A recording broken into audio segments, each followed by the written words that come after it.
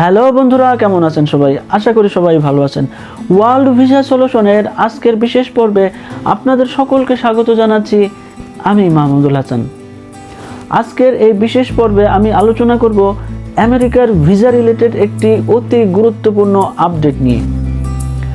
আজ 7 জানুয়ারি 2026 সালের সকালে আমেরিকার স্টেট ডিপার্টমেন্ট সেই দেশের B1, B2 ও বিজনেস রিলেটেড সকল ভিসার ক্ষেত্রে একটি গুরুত্বপূর্ণ আপডেট প্রকাশ করেছে।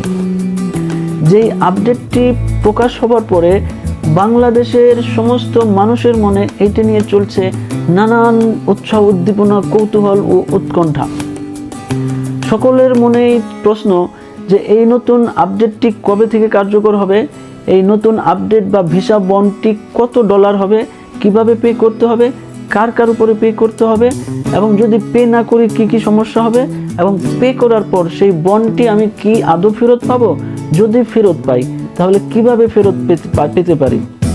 এই সংক্রান্ত সকল বিষয়ে বিস্তারিত অথেন্টিক সোর্স থেকে জানার জন্য আমার এই ভিডিওটি প্রথম থেকে শেষ পর্যন্ত দেখুন। আশা করি আপনাদের সকল প্রশ্নের সঠিক উত্তর এই ভিডিওতে পেয়ে যাবেন।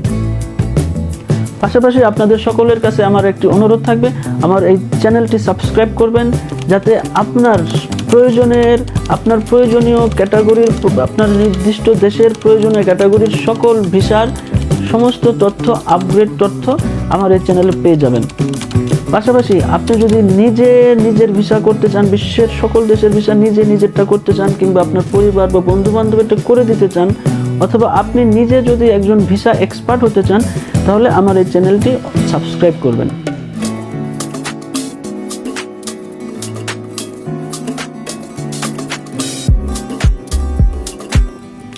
আজকে 7 জানুয়ারি আমেরিকার স্টেট ডিপার্টমেন্ট তাদের ভিসা রিলেটেড একটি লিস্ট প্রকাশ করেছে, 38টি দেশের লিস্ট। সেই লিস্টে দুঃখজনকভাবে বাংলাদেশের নামটিও রয়েছে, এবং সেই আপডেটের আমেরিকান স্টেট ডিপার্টমেন্ট বলতে চাচ্ছে যে এখন থেকে এই 38টি দেশের নাগরিককে সেই দেশে, অর্থাৎ আমেরিকার ভিসা পেতে হলে, B1, B2 ও বিজনেস ভিসা পেতে হলে এই বিশেষ শর্তগুলো পূরণ করতে হবে।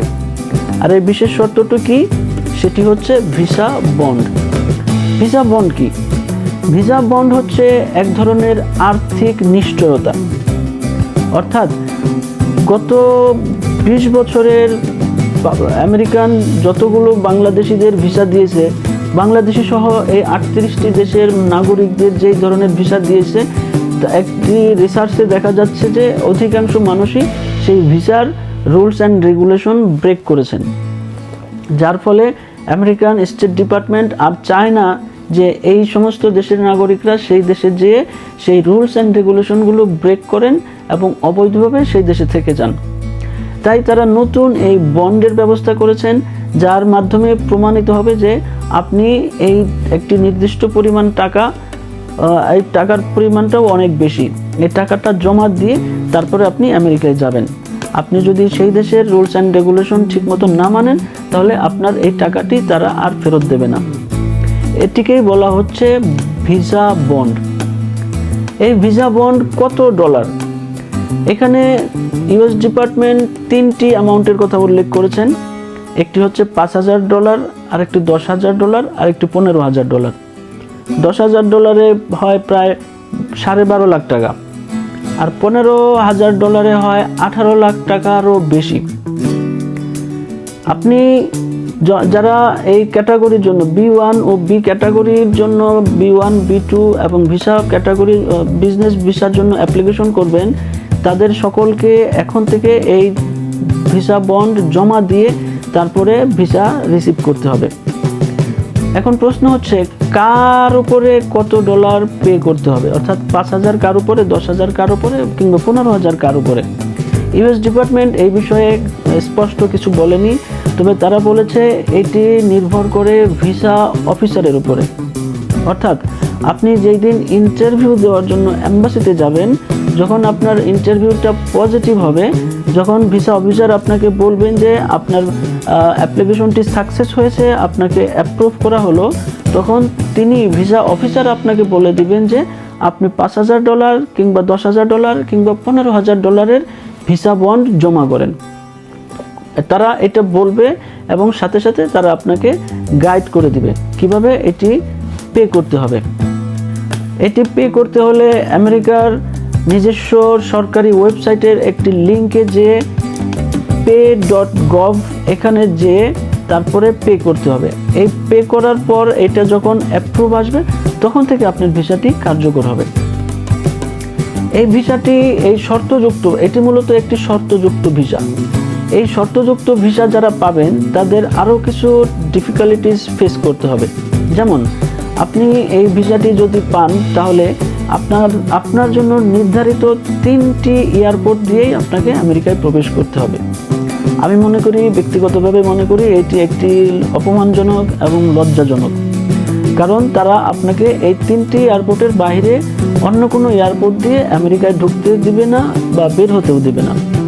আর সেই 3টি এয়ারপোর্ট হচ্ছে নিউ ইয়র্কের JFK এয়ারপোর্ট, ওয়াশিংটনের ইন্টারন্যাশনাল এয়ারপোর্ট এবং বোস্টনের ইন্টারন্যাশনাল এয়ারপোর্ট। আপনি যদি ভিসা পান আপনাকে এই 3 এয়ারপোর্ট দিয়েই ঢুকতে হবে এবং বের হওয়ার পর এই 3 এয়ারপোর্টের যে কোনো একটি দিয়েই বের হইতে হবে। এখন আপনি যদি এই পে করেন তাহলে আপনি কি এই টাকাটা ফেরত পাবেন?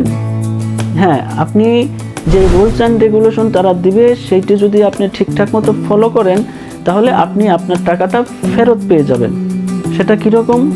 সেটি হচ্ছে তারা আপনাকে যেই ডিউরেশনের ভিসাটা দিবে, আপনি যদি সেই সময়ের মধ্যে আমেরিকায় গিয়ে কোনো ধরনের অকারেন্স না করে সময় মতো আবার ফেরত চলে আসেন তাহলে আপনার এই ভিসা বন্ডের যে টাকাটা সেই টাকাটা অটোমেটিক আপনার অ্যাকাউন্টে ফেরত চলে আসবে। অথবা আপনি যদি ভিসা নিয়ে থাকেন এবং যদি কোনো কারণে না যান আমেরিকায় এবং আপনার ভিসাটা যদি এক্সপায়ার্ড হয়ে যায় তাহলে অটোমেটিক আপনার জমাকৃত টাকা আপনার অ্যাকাউন্টে চলে আসবে। এবং আপনি যদি আমেরিকায় যাবার পরে আপনার নির্ধারিত সময়ের পরে একটি দিনও বেশি থাকেন, ওভার স্টে করেন, তাহলে আপনার টাকাটা তখনই মায়ের চলে যাবে, অর্থাৎ ভিসা বন্ড ক্যান্সেল হয়ে যাবে, আপনাকে আর টাকা ফেরত দেওয়া হবে না। এর বাহিরেও আপনি যদি আমেরিকায় যেয়ে আপনার ভিসা ক্যাটাগরি চেঞ্জ করেন, অর্থাৎ আপনি B1 B2 ভিসা নিয়ে আপনি আমেরিকায় গেলেন, এরপরে আপনি সেটাকে স্টুডেন্ট ভিসায় কনভার্ট করলেন কিংবা অ্যাজাইলম করলেন বা এই ধরনের কোনো কিছুতে যদি কনভার্ট করার চেষ্টা করেন সেক্ষেত্রেও আপনার বন্ডের টাকা ক্যান্সেল হয়ে যাবে, অর্থাৎ আপনি এই টাকা আর রিটার্ন পাবেন না। এখন প্রশ্ন হচ্ছে যে এই বন্ডটা কবে থেকে কার্যকর হবে? এই বন্ডটি কার্যকর হবে জানুয়ারি মাসের 2026 সালের জানুয়ারি মাসের 21 তারিখ থেকে, অর্থাৎ আর মাত্র 2 সপ্তাহ পর থেকে। কাজেই আপনারা যারা এই মুহূর্তে আমেরিকার ভিসার জন্য অ্যাপ্লিকেশন করার প্রস্তুতি নিচ্ছেন বা করতে চাচ্ছেন, বা আপনার আশেপাশে যারা বন্ধুবান্ধব, আত্মীয় স্বজন বা পরিচিতজন যারা আমেরিকার ভিসার জন্য প্রস্তুতি নিচ্ছে বা ফিউচারের জন্য প্ল্যান করছে, তাদের সকলের কাছে এই ভিডিওটি ছড়িয়ে দিবেন যাতে তারা পরিপূর্ণ তথ্য পেয়ে সঠিকভাবে এই ভিসার বিষয়ে জেনে তারপরে অ্যাপ্লিকেশন করতে পারেন এবং যেন তারা পূর্ব প্রস্তুতি নিয়ে তারপরে অ্যাপ্লিকেশন করতে পারে। এখানে আমেরিকার স্টেট ডিপার্টমেন্ট আরও কিছু তথ্য শেয়ার করেছেন, সেগুলো হচ্ছে আপনার যেই বন্ডের যে টাকা সেটি নির্ধারিত গভর্নমেন্টের, ইউএস গভর্নমেন্টের নির্ধারিত সোর্সের মাধ্যমেই আপনাকে ডিপোজিট করতে হবে। কোনো এজেন্সি বা অন্য দ্বিতীয়, তৃতীয় বা চতুর্থ কোনো মাধ্যমে আপনি যদি পে করেন সেটা কখনোই কার্যকর হবে না এবং সেই টাকার দায় আমেরিকা নিবে না। যেহেতু এখানে অনেকগুলো টাকা, সেহেতু সবাই জেনে বুঝে তারপরেই আপনারা এটি পে করবেন। এই 38টি দেশের লিস্টের সাথে বাংলাদেশের নাম দেখে আমি ব্যক্তিগতভাবে অনেক বেশি মর্মাহত হয়েছি এবং কষ্ট পেয়েছি। কারণ হচ্ছে এই 38টি দেশের মধ্যে অধিকাংশ দেশই হচ্ছে আফ্রিকার দরিদ্র দেশ এবং যাদের দেশের দুর্নীতি বা অনিয়ম বিশৃঙ্খলা অনেক বেশি। সেই দেশগুলোর কাতারে যখন আমি বাংলাদেশের আমার নামটি দেখি, আমি অবশ্যই অনেক বেশি কষ্ট পাই এবং নিজে অনেক বেশি হতাশ হই। যেমন আফ্রিকার 38টি দেশগুলোর মধ্যে অন্য যে দেশগুলো রয়েছে নাইজেরিয়া, উগান্ডা, টোগো, কেনিয়া, জিম্বাবুয়ের মতো দেশ। এশিয়ার মধ্যে বাংলাদেশের পাশাপাশি রয়েছে নেপাল ও ভুটান। আমরা আসলে এই যে 38টি দেশের লিস্টে যে আমাদের নাম এসেছে, এটি মূলত আমাদেরই অর্জন, আমাদের ভাই ব্রাদার বা বন্ধু বান্ধবেরই অর্জন। কারণ আমরা যখন এই ভিসাগুলো পেয়ে আমরা আমেরিকায় অবৈধভাবে থেকে যাই, যার ফলশ্রুতিতে আজকে আমাদের এই দুর্দিন চলে আসছে। তাই আমি আপনাদের সকলের কাছে একটি অনুরোধ রাখছি, বা আমি আমার সকল ভিডিওতে রাখি, আর সেটি হচ্ছে আপনারা বা আমরা যখনই যে কোনো দেশেই যাই না কেন, আমরা সেই দেশের সরকারের সমস্ত রুলস অ্যান্ড রেগুলেশন মেনে চলবো, ডিসিপ্লিন মেনে চলবো, এবং কোনো দেশেই যে অবৈধভাবে থাকবো না বা অবৈধভাবে যাওয়ার চেষ্টা করব না। এই অনুরোধটি সকলের কাছে থাকবে।